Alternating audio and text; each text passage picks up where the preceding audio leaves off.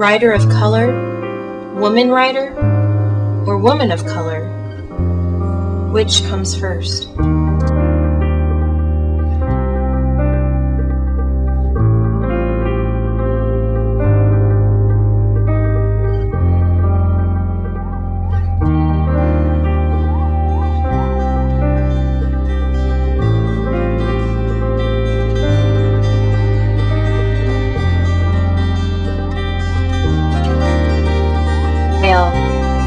If the act of unveiling has a liberating potential, so does the act of veiling. It all depends on the context in which such an act is carried out, or more precisely, on how and where women see dominance. Difference should neither be defined by the dominant sex nor by the dominant culture, so that when women decide to lift the veil, one can say that they do so in defiance of their men's oppressive right to their bodies. But when they decide to keep or to put back on the veil they once took off, they may do so to reappropriate their space or to claim a new difference, in defiance of genderless hegemonic standardization.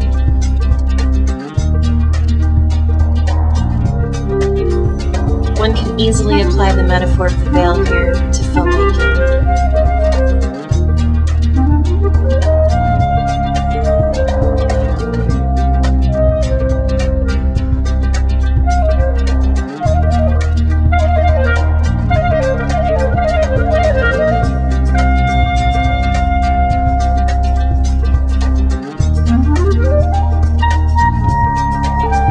Not foreigner, yet foreign. At times rejected by her own community, other times needfully retrieved, she is both useless and useful. The irreducibility of the margin in all explanation. The ceaseless war against dehumanization. This shuttling in between frontiers is a working out of and an appeal to another sensibility, another consciousness of the condition of marginality. That in which marginality is the condition of the center.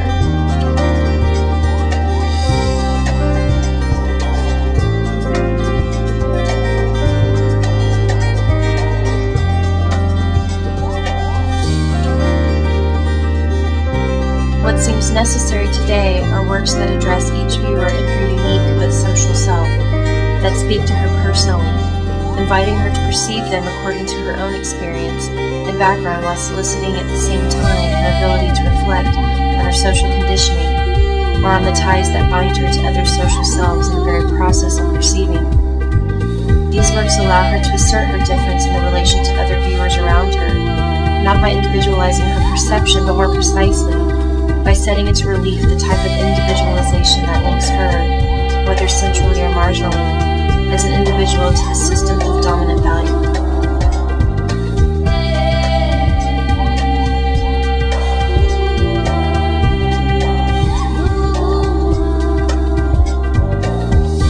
Writing, in a way, is listening to the other's language and reading with the other's eyes. The more ears I am able to hear with, the farther I see the plurality of meaning, and the less I lend myself to the illusion of a single message.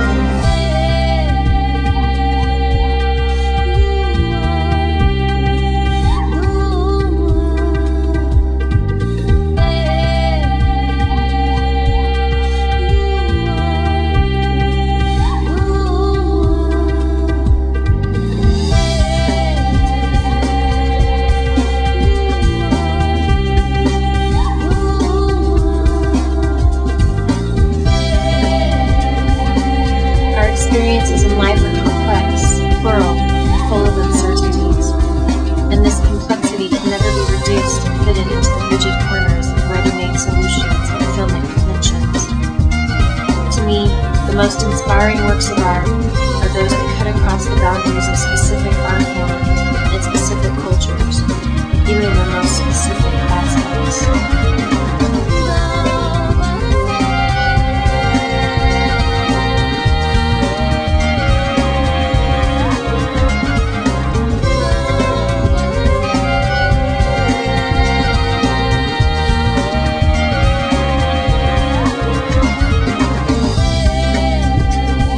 Art is a form of production. Aware that oppression can be located both in the story told and in the telling of the story, an art critical of social reality neither relies on mere consensus, nor does it ask permission from ideology.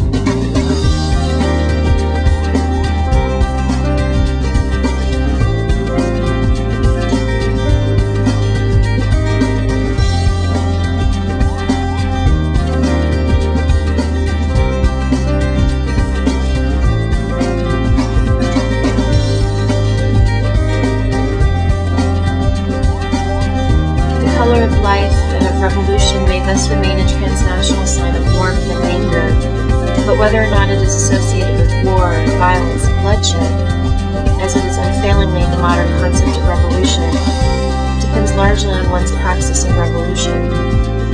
To think that red is red, no matter whether the red is that of blood or that of a rose, is to forget that there is no red without non-red elements, and no single essential red among reds.